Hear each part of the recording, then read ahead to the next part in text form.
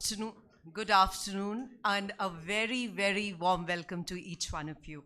On behalf of the South Asian University community, I extend a very warm welcome to each one of you here and to all of you who have joined us online from across South Asia.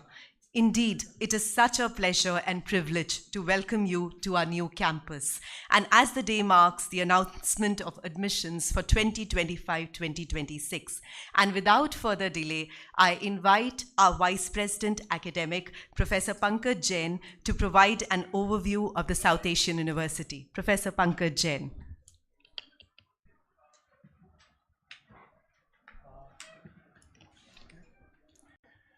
A very good morning to all of you. मैं south Asian university की तरफ से सभी पत्रकार बंधुओं को यहाँ आने के लिए धन्यवाद देना चाहता हूँ. We have gathered here today to announce our admission cycle 2025-26. So before taking, without taking much time, let me walk you through the academic ingredients of our university regarding what faculties we have, what departments we have, how many courses we have. So can somebody put the slides, please?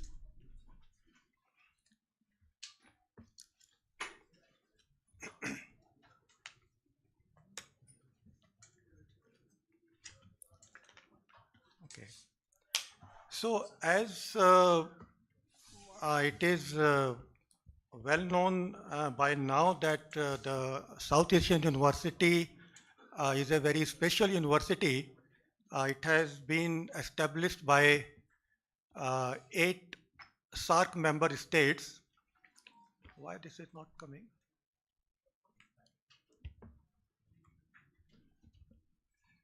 Yeah. So the university was established in 2010 by the 8 SAARC member states. And 2 years ago in 23 January, we moved to this new campus in a 100-acre beautiful campus. And just after a year after moving here, so we had our new head of the university, Professor K.K. Agarwal.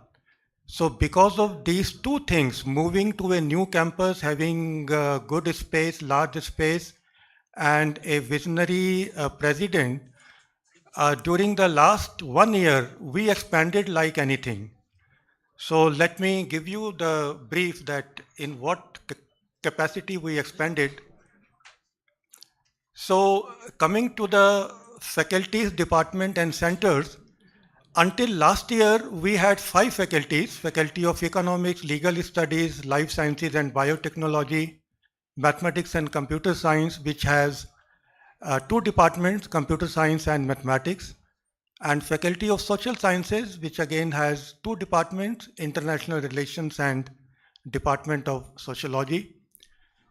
Last year, less than 1 year, we established new departments and faculties. We started Faculty of Arts and Design. We started Institute of South Asian Studies. We started Center for Climate Change. We also started Center for Excellence and Teaching. And now the plan is in the coming session, we are going to start Faculty of Engineering and Technology, Department of Physics, Department of Chemistry, Department of English. So we can see that whatever we had a year back, so more than that we are going to have in the next year. As for the programs are concerned, until last year we had these 7 master's programs in each of the 7 departments: Applied Mathematics, Biotechnology, Computer Science, Economics, International Relations, Sociology and Legal Studies. And each program was of 2-year duration. Now, since the beginning of the NEP, where the undergraduate program will be of 4 years, and also we have seen that In the neighboring SAR countries, many undergraduate programs are of 4 year.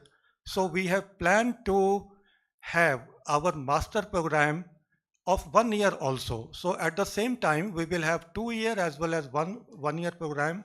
So those with undergraduation of 4 year will be able to complete the master program in 1 year. Now, apart from that, last year we also started MTech Computer Science and integrated MSc MTech Computer Science, which will be of 3 years. And in the coming session, we are going to start these new programs, which is the following list: MSc Mathematics, we are going to start MCA, we are going to start MBA, and we are also going to start a master's program in climate change and sustainability. So these were the master program. As for the bachelor and integrated programs are concerned, as I already mentioned that until last year we had only master's program and PhD program, but last year 24-25 we started BTech, Computer Science and Engineering with 5 tracks. We will be having 5 specialization, then dual degree BTech MTech, and also integrated MSc and MTech. And this year, our plan is to start BTech in Mathematics and Computing. We are going to start integrated BBA and MBA. And we are also going to start a very special program, integrated BSMS, Interdisciplinary Science. So a couple of words about this course. You see that what has happened is that a student either studies biological sciences or study mathematics. It's very rare that a student opts for both biology as well as mathematics. So we are going to start a bachelor program which will go until masters, that the student will be able to study all the 4 science streams: physics, chemistry, mathematics and biology. And the beauty of the program is that even if the student has not studied mathematics or biology in schools, 11th and 12th, so he or she will be having an opportunity to study those streams as well. And we have made sure that, for example, if the student has not studied mathematics in 11th and 12th, so he will not feel that he has not studied. So we shall give bridge courses and elementary courses to bring them at par with the other students. And gradually, the students, why this is, yeah. So the students will start with all the 4 streams in the first year, and gradually they will drop one by one, and ultimately in the 4th year, they will be specializing in one of the streams. And in that stream, we shall offer honors degree. And then in that honors, if the student want to continue, we shall be offering master's program, master's degree. As far as the PhD is concerned, so until last year, we had PhD in these 7 departments. And now this year, we are going to start PhD in more disciplines, which are the following: arts, design, media, communication, physics, and climate change. And if you look at this, this is, yeah. If you look at the heading here, there is a word executive PhD. So I just want to speak a couple of minutes about this executive PhD. So this is a special program, and this is meant for those people who have a very rich professional experience, and then they want to pursue higher study. They want to pursue PhD. So the special thing about this is that we have seen that there may be cases, for example, if somebody has done masters in some science subjects, and after that he takes up, say, job in, say, bank or some financial institution, and he has spent 20 years. So he has specialized in finance, but his master's degree was in science. But now if he wants to pursue PhD, Will he be able to do PhD in science or not? By the degree he has in masters, so he is not allowed to do PhD in finance. But since he has interest, he has experience in finance, so we shall offer him PhD in finance also. So this admission will be based upon the qualification as well as the professional experience, and also keeping in view that those people will be in job. So we shall be liberal as far as the coursework and the attendance is concerned without compromising the quality of the degree. So this will be a very unique program, Executive PhD. Now, again, we are going to start several online courses. Already in January, we started the so-called virtual campus. We name it SAU Virtual Campus, where we give degrees. So we started MS in data science and artificial intelligence, and also we started some short-term courses, certificate programs in these four following areas. And this year, in this session, coming session, we are going to expand it. We are offering master's degree in management, MBA, MCA, integrated BBA, MBA, BCA honors, BS in data science and artificial intelligence. So the advantage of virtual campus is, for those who, because of their job problem or because of some other constraints, if they are not able to join physically our campus, so they will be able to join any one of these programs online program. So our mode of admission, director will tell you, but you see that bachelor and master program, the admission will be done through our own entrance as well as national level test of any SARC nation, and we will also admit a student on the basis of their merit, which they might have obtained within their boards, like CBSE board in our country. Although we are not going to admit CBSE in India, but the other SARC countries, so the recognized boards will be allowed. And the PhD exam, the PhD program, we shall be admitting through our own entrance, national fellowship holders, government funded students, and those who are employed in some government or equivalent organization. And in the PhD, the admission will be at any time of the year. So it's not that the admission will be done only in July or in January. So if the student has got his or her own funding, so the admission is on throughout the year. About the academic component of the university, we have, variety of open electives.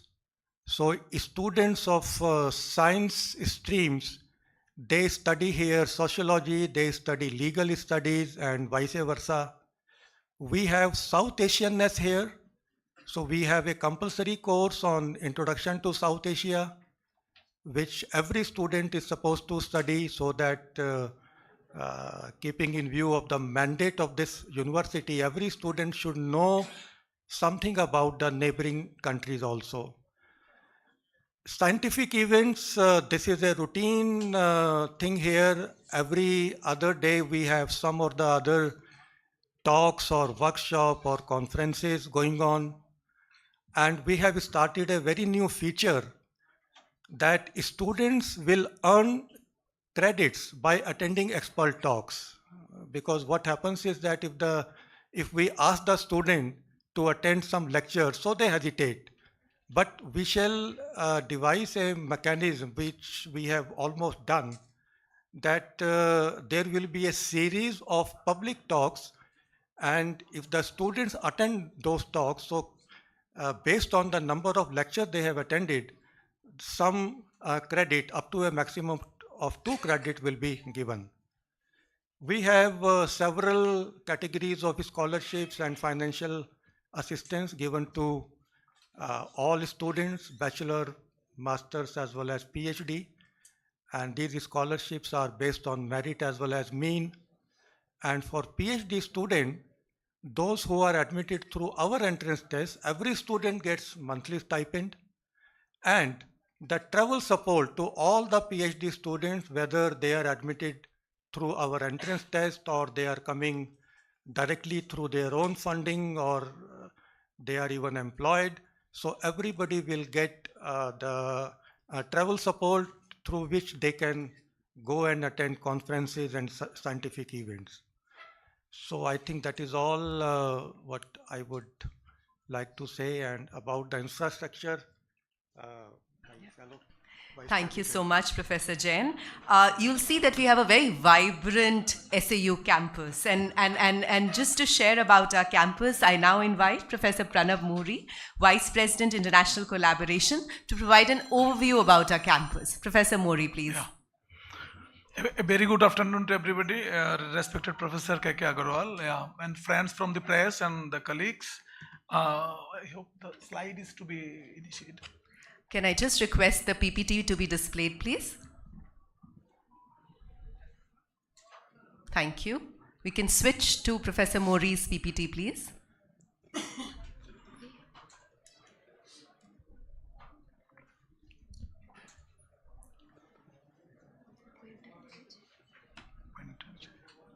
Thank you.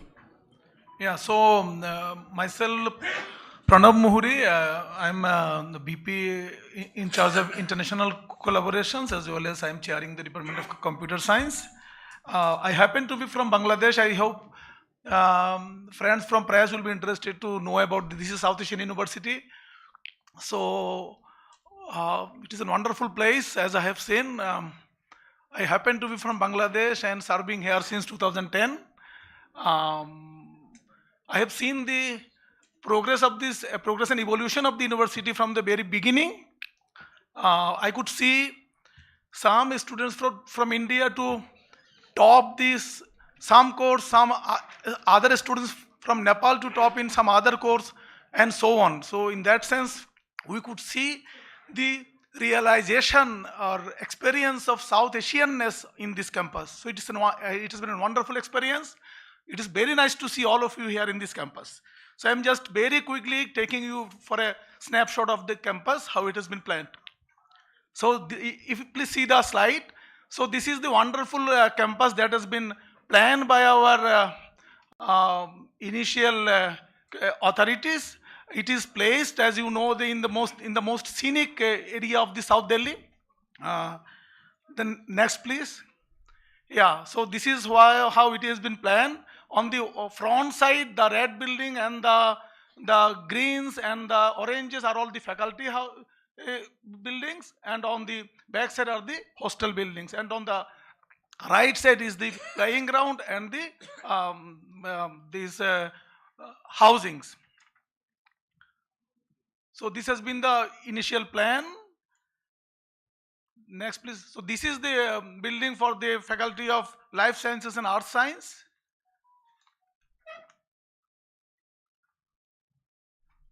This is the whole campus, the bird's eye view. Please have a look. This is where we are going to welcome students to have a fruitful stay of 4 or 5 years or 2 years in their respective programs to get the world-class quality education. Next, please. Yeah. So these are all the housing buildings. Again, wonderfully planned, and all the buildings are somehow made to have the solar panels on the top, so that the campus will be a green campus all along. Then these are the how we have completed all the projects in different phases. Only the bottom row is the pending, the number of hostels and some other buildings, which are the universities in discussion with the various government agencies to complete very soon. Yes, please. So these are all the different faculties and buildings.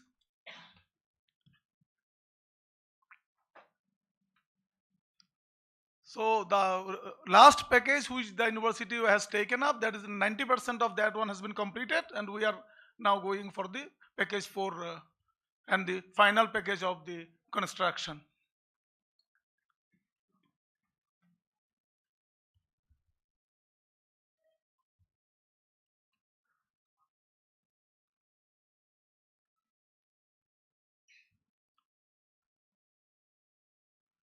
So all the faculty, all the academic buildings are centrally air conditioned, and the generated is there for the full time, for automatic generation of power is there, so there is no power cut.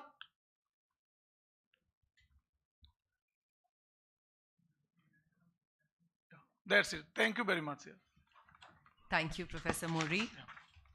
I now invite Dr. Kavita Khanna, Director, Admissions and Examination, to provide an overview of the admission process. Dr. Khanna, please. Thanks, Shweta. As I start my presentation, I am reminded of a beautiful quote, beautiful phrase, which says, "One region, one vision, and infinite possibilities." I think we here at the South Asian University are catering to the entire South Asian education system. We are trying to contribute to the needs of the entire South Asia and creating diverse range of opportunities and infinite opportunities and possibilities for the students of the entire SARC region. As I start my presentation, I'll be sharing you with the entire details of the entire admission process. What are the data, the statistics pertaining to all the courses that have been mentioned as of now. So I'll be talking about increased seats. Now we have 1370 is the number which we are floating for the intake of the current batch.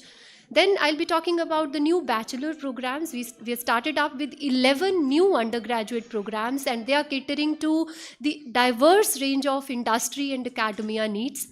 Then we have expanded the higher education also. I'll be talking about that.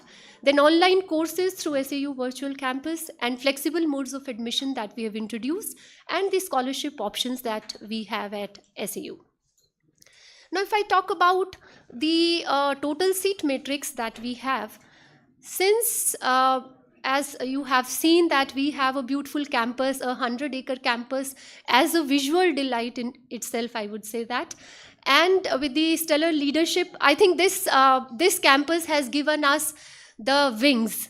And with the stellar leadership by Professor K.K. Agarwal, we have got the wind beneath our wings. And then I see that sky would be the limit for SAU. And you can see the enrollment increase. Initially, it has been on a stable state, and now we are increased. We are moving up, and we have increased the numbers to 1370, as I told you earlier. Now, if I talk about the division of these seats, you can see in bachelor program, we are offering 600 seats. In master's programs, we are offering 720 seats. In our research programs, we are offering 50 seats. So in total, 1370 is the number. In executive programs and through our virtual campus mode, we are not fixing up the seats as of now. That would depend upon the number of students who are coming. Then if I talk about the bachelor's programs, the 600 seats that we have floated. So in case of bachelor program, we have now launched, earlier we had only BTech CSE. Now we have started up with various specializations which are really very industry oriented and caters to the entire industry needs. And the specialization names are BTech CSE in AI and ML, specialization in data science and AI, specialization in cybersecurity, specialization in business systems and intelligence. And in our dual degree program also, we have all these 4 specializations floating in, and we are offering 240 seats for the BTech CSE and dual degree BTech and MTech programs with all these specializations included in. Then BTech Mathematics and Computing is something which we have started new, and as I told that we have 120 seats in this program, that is BTech in Mathematics and Computing. So it's basically, it caters to the mathematical and computing needs of the society. Then integrated BSMS, as Professor Jain has already told you about it, we have 180 seats in that, and integrated BBA MBA program would have 60 seats. Now, if I talk about the master's programs, in case of our master's program, we've started with MS Mathematics also in addition to our applied mathematics course. Then we have 60 seats almost in all, but in case of LLM, we have 120, and in case of MBA, we have 120. In MS Climate Change and Sustainability, we are starting up with 30 seats as of now. Now, if I talk about the research programs, as I told you, we have 50 seats in all, and media, arts and design, physics, and then climate change are the new areas we are floating in the research programs. These are the virtual campus courses, which we have, you've already seen the list that would come up. Now, if I talk about the modes of admission, this year we are really putting in an ease to the students, because we are giving them diverse range of options in which they can apply to SAU. One is through SAU entrance test mode, that has always been there, but this time we are introducing the direct mode for all the students. In case the student belongs to India, all the national level eligibility test scores would be considered. We'll consider CUET, we'll consider CAT, ZAT, NET. So all the national level eligibility tests would be there. For other SAARC nations, candidates will consider their national level eligibility test, as well as will consider the marks obtained in the qualifying examination also. These are the test centers in India if the student wants to appear in the test center. So these are the test center lists where the student can appear for the physical tests in India. While in case of non-Indian student, they can sit at their home and they can appear in our entrance test through the proctored based online AI based test. Now, this is the schedule of the entrance test, and that has been updated on the website also. The students can see. We have grouped certain categories of the entrance test, like for BTech, all the BTech programs integrated, MSc, MTech. I mean, there are certain programs which have been grouped, and for that, a common entrance test would be there, and this schedule is very much available on our website. We have aligned the timings of the entrance test to all the SAARC nations, and the students can appear so that the students can appear parallelly in the entrance test, whether they are appearing physically or whether they are sitting at their home and appearing in the proctored based test. This is the fee structure that we have. There are some components for one-time fee, and there are some components for the semester fee. And again, that is available if you want to check in the details. You can visit our website. These are the scholarships. We have been very generous in giving these scholarships. If a student is meritorious and needs a scholarship, I think they are welcome to come to SAU. And if I talk about the last year data, 353 scholarships, the students, 353 students have benefited out of the various scholarship schemes that we had. We had SAU President Scholarship, SAARC Silver Jubilee Scholarship, SAU Merit Scholarship, SAU Free Ship with Stipend, SAU Free Ship without Stipend, SAU PhD Scholarship, and SJS for PhD students. In terms of the students have benefit in terms of monthly stipend, tuition fee waivers, hostel fee waivers, startup allowance, backup allowance. So all these things have been a part of our scholarship scheme earlier. So with this, I thank you all for joining this, and I hope the entire details would help the students in India and across the SAARC nations to fill the form and apply and take use of the opportunities, diverse opportunities that are available at SAU. Thank you. Thank you, Dr. Khanna. With this, now I invite our Honorable President, South Asian University, Professor K.K. Agarwal, for his presidential remarks. Professor K.K. Agarwal. My colleagues from the university and friends from the press, let me first of all welcome all the guests very wholeheartedly to the most beautiful campus of South Asian University. Some of you would recall I addressed you last year from an outside building and I invited you to see the campus, but the way life is in Delhi, nobody probably found time to visit the campus. Only very few could make it. Maybe 15-20 people I saw during the year for the campus. Then we thought this year, let's sort of persuade you to come physically to the campus of the university to have a feel of it. Because virtual tour has its own meaning, but physical tour of the campus has its own meaning. So I wholeheartedly welcome you on behalf of everyone in the SAU family to this great campus. It's a pollution-free campus, very vast campus, very nicely built at a very heavy cost by the government of India to make sure that we set up a role model university not only for Indian students, but for the students from all SAARC countries. Many of the details have been given to you by my colleagues, and that's how I work. I work much less, and my colleagues do so more work that they tell you everything which has to be told. I will only highlight a few salient features which we have tried to incorporate during the year for this year admission. Last year was practically our first year on the campus, and we could increase the number of students from 600 to something like 967. This year we definitely plan to take this number beyond 1500 to make sure that the campus is more vibrant, campus is more utilized. In this university, we are trying to make sure that on one hand, the step which India has taken for national education policy is implemented to the extent possible, and also use our deregulation, as the Honorable Prime Minister says, to make sure that we can do what even others may find it difficult to do. At the same time, we also ensure that we have the mandate of respecting the requirements of all South Asian countries, SAARC countries, and we should live up to that. So what we have done is we have continued with all what we were doing. Last year we started BTech. This year we are going to enhance it manifold in many different diverse specializations, which has been already elaborated by my colleagues. The purpose is to fulfill the needs of this country as well as SAARC countries to the extent possible.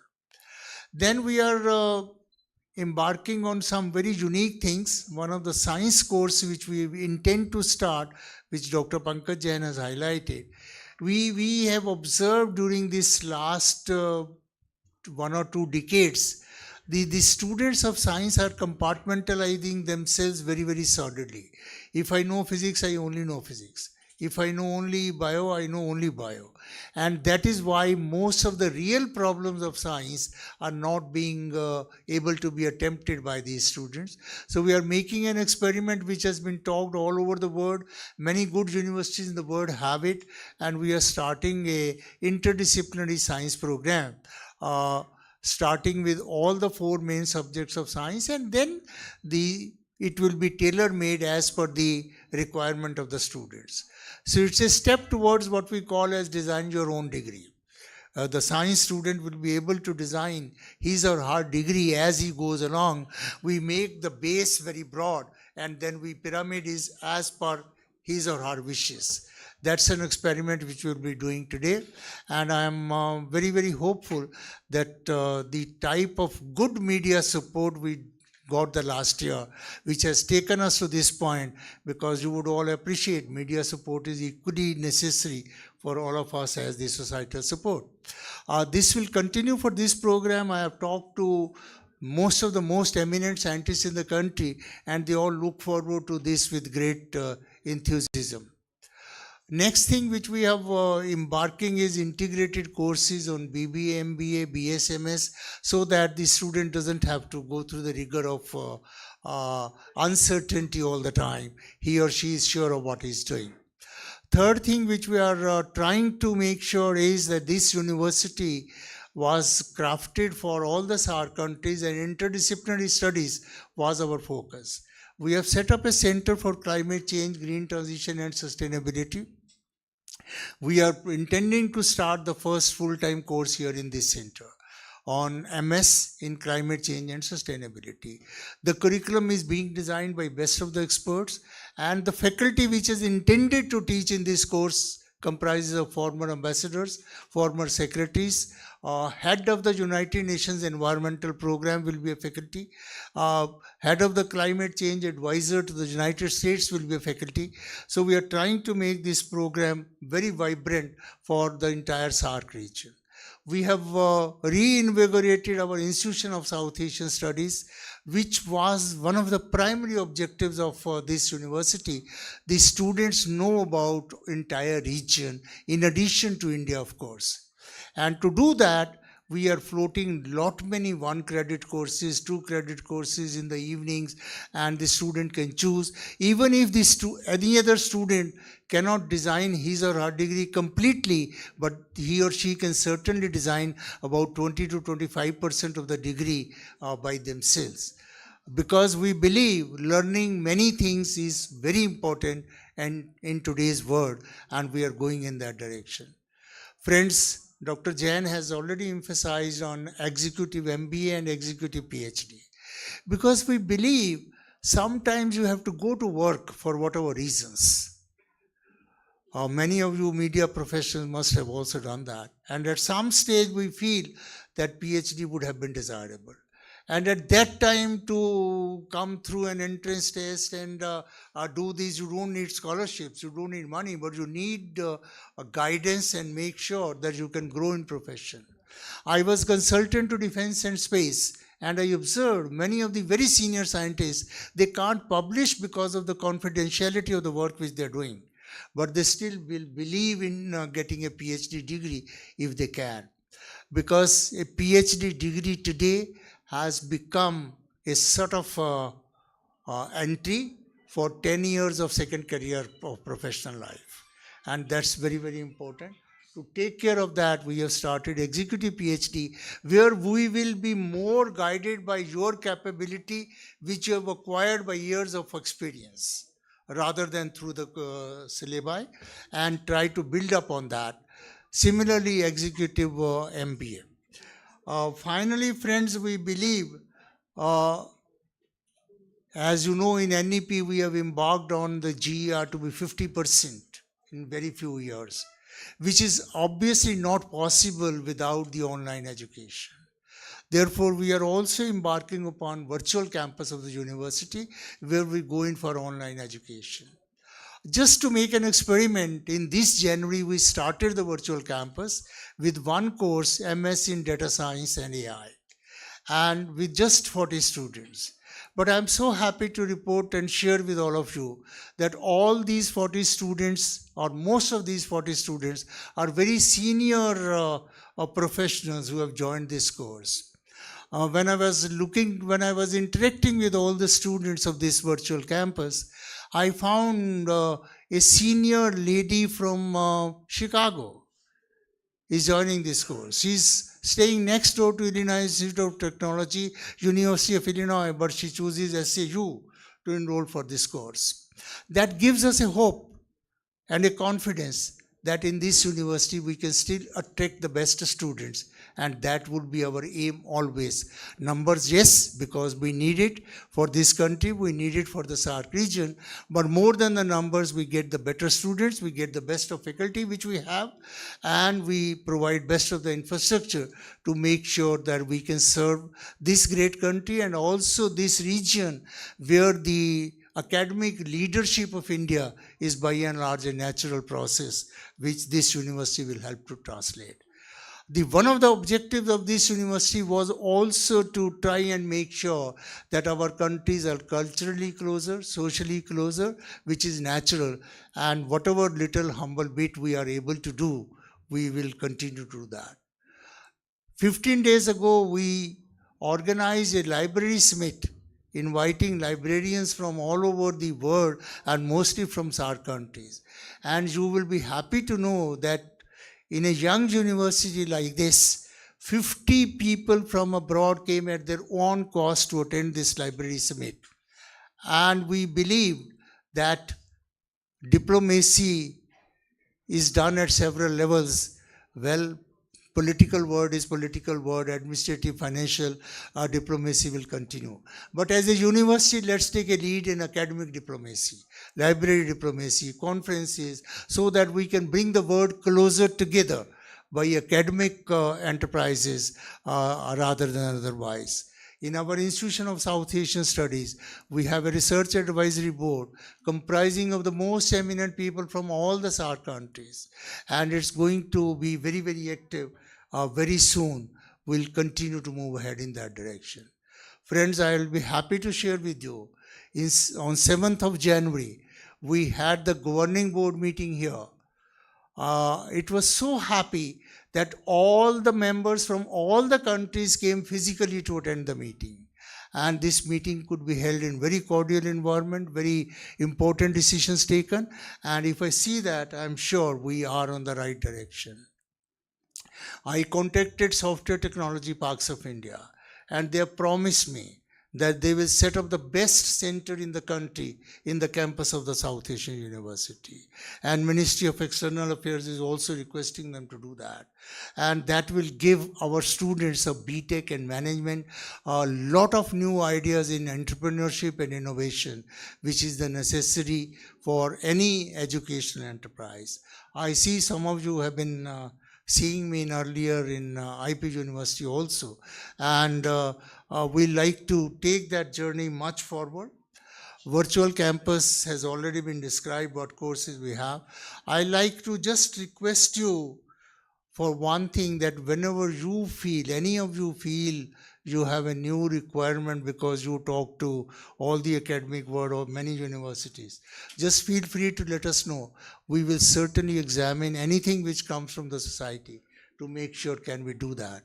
I am working with professional societies, Institution of Engineers, Institution of Electronics and Telecom Engineers, and we are designing a diploma in cutting edge technologies, which we may launch very soon with the help of a professional engineer, Institution of Electronics and Telecom Engineers.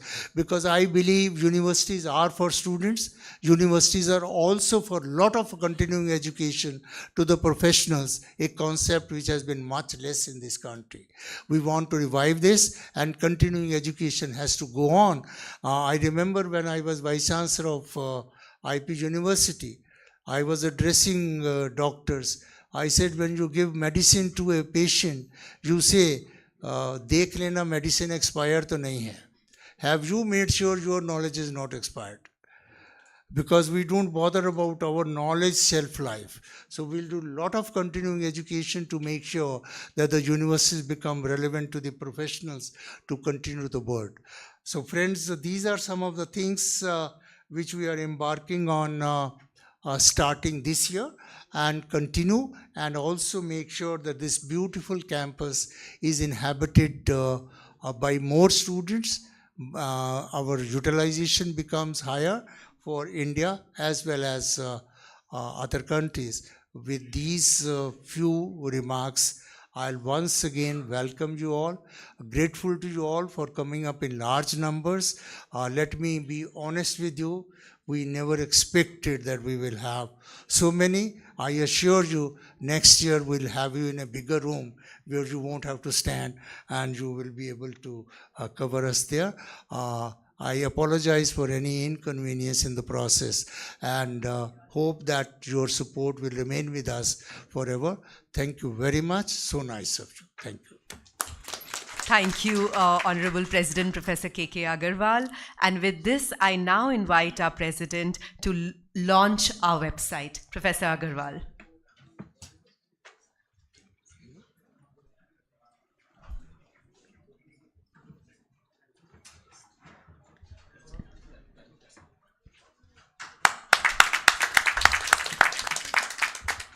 Thank you.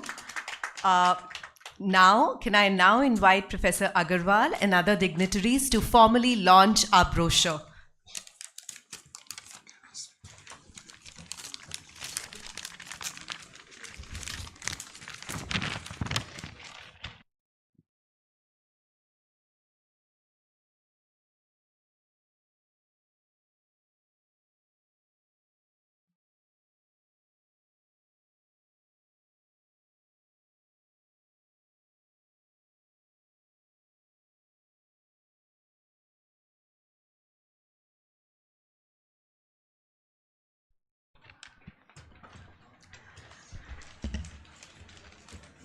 Thank you. With this, we open up the floor for question and answers. I would request you to kindly just briefly introduce yourself. We'll take a couple of questions together and then move on. So you can just raise your hand and just we'll come to you. Yes, sir, please. Your name and your organization.